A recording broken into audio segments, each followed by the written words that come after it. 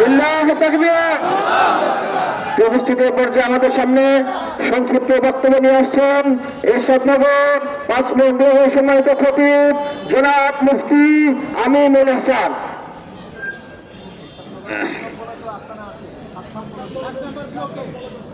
আসসালামু আলাইকুম ওয়া রাহমাতুল্লাহি ওয়া বারাকাতুহু।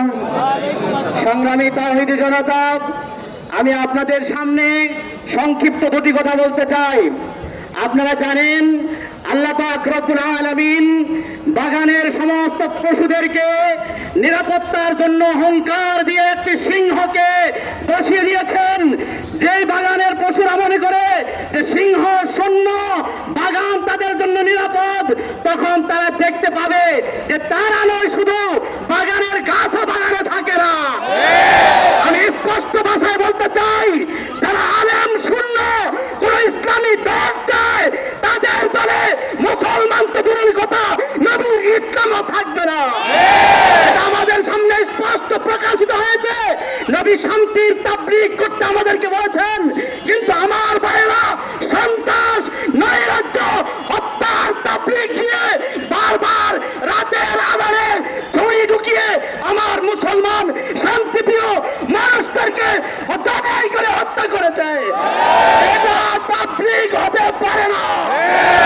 এটা ভারতের এবং ইহুদি মুসাদের এজেন্ডা বাস্তবায়ন। বাংলার স্বাধীনতাকামী মুসলমান এদেশে ইহুদিদের কোন ষড়যন্ত্র সহ্য করেনি, করবে না ইনশাআল্লাহ।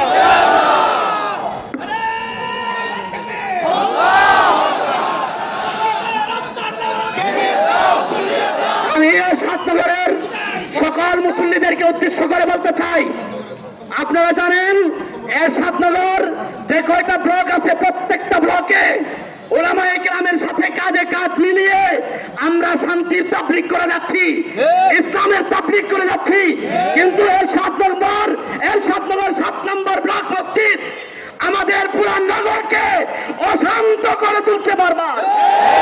আমরা 7 নম্বর মসজিদের ইমাম, খতিব এবং কমিটিকে স্পষ্ট ভাষায় জানিয়ে দিতে চাই, এরশাদনগরকে আমরা আদর্শ নগর গঠনের অঙ্গীকার নিয়েছি।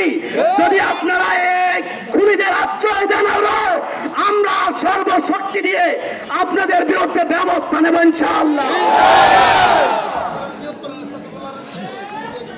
আল্লাহ